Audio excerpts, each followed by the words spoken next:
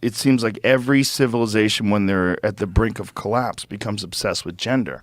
And he talked about ancient Greece and ancient Rome, and it just seems like a thing that people do when there's no real like physical conflict. Right.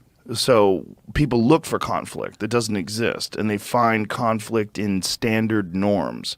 They find conflict in societal norms. Americans are losing hope and motivation, and when they realize that they simply cannot take care of themselves and that no one is going to help them, many people will start to go completely nuts. 1972 prediction of the collapse of society is on track to happen by 2040. Economic growth will halt in a decade. Food will become scarce and human population will decline. KPMG study finds.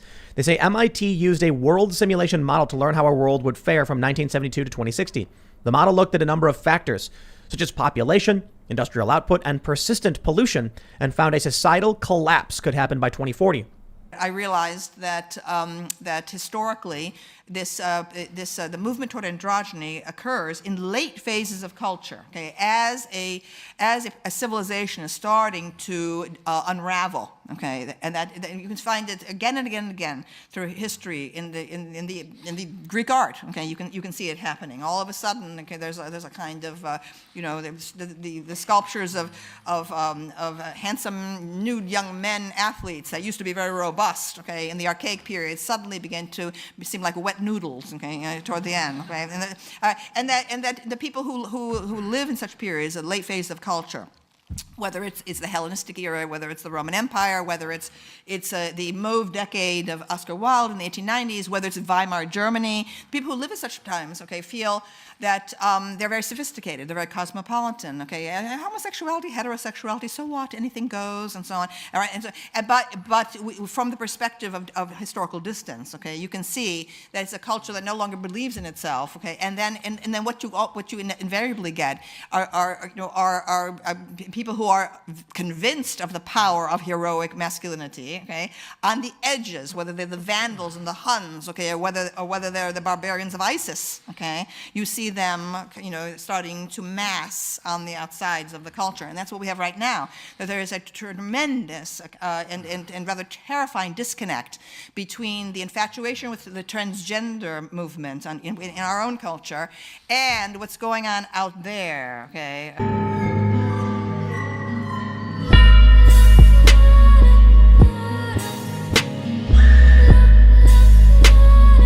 There is an interesting experiment called the Mouse Utopia Experiment, also known as the Beautiful Ones Experiment. If you haven't heard of it, it was conducted by ethologist John B. Cohan in the 1960s. In this experiment, there was a controlled environment of mice known as Universe 25, where food, water, and living space were unlimited.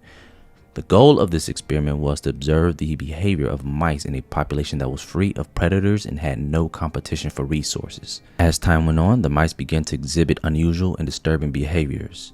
They became more aggressive towards each other. The males started to attack and kill the young mice. The mice also stopped reproducing at normal rates, and a large number of them stopped taking care of their young. And this is where things get disturbing. Eventually, a group of mice emerged that were referred to as the Beautiful Ones. These mice were called this because they stopped engaging in normal behavior altogether.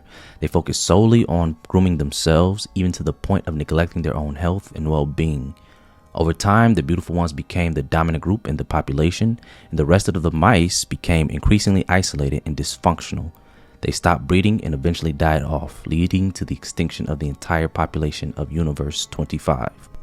While it is criticized, it is interesting to see what happens to a society that takes all it has for granted, and Cohan wasn't the only one that conducted a study on society. A 1972 study at MIT even predicted that there would be a societal collapse in 2040. So it makes me ask the question, is societal collapse imminent? If the Mouse Utopia Experiment is anything to believe, then that means our time is running out. And I just think over the next 100 years, I don't see how America can compete. I don't see how it can compete. Because when America loses its economic prosperity, then you're going to have to revert to the things like morality, which it has none of. Romania has no economic prosperity, but they have morality. I've been on dates with 27-year-old women who have to be home at 10 o'clock because their father said so. Like, their families stick together. They have no social welfare programs, no disabled people programs, nothing, because the family look after them. But there's no old people home. Family looks after them. All these things we have in the West, they have none of it. It's just family. Family takes care of all those problems. There appears to be something quite possibly evil going on in the culture, whether it be intentional or unintentional, and many people are starting to wake up to realize this. With many people believing that the collapse of some kind is due, whether it be cultural or societal, people are looking for different avenues for safekeeping their livelihoods. You don't have to get a passport to escape the chaos, and many people are recognizing that. What has been on the rise lately is the idea and practice of parallel economies. This economy is used to combat the existing mainstream one by creating new products. While this is no new concept, it's one that you can actually see taking place in real time. We used to have just hotels and taxis, and now we have Airbnb and Uber. The only lucrative way to break into the entertainment industry was through agencies connected with Hollywood. Now we have YouTube as a way of creating entertaining art. You can see more and more parallel economies unfold with food products, media entertainment, cryptocurrency, comic books, and news outlets. So who knows what will be the next big franchise to combat the existing ones. There is a major shift in society, and people are waking up and taking back their power as individuals, and that's what you should do as well.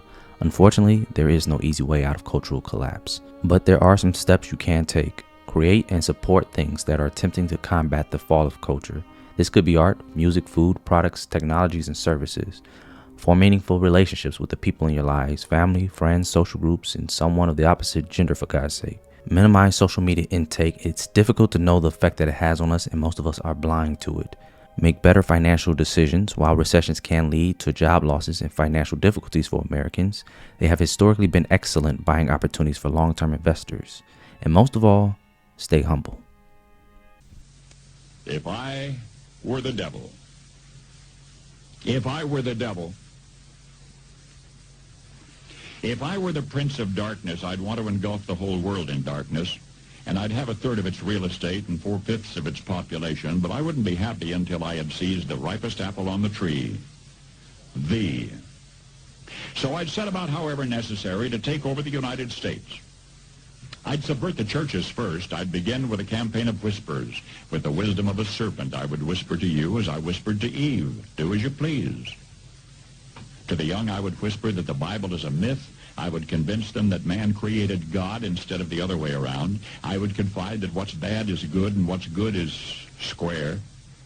And the old I would teach to pray after me, Our Father, which art in Washington.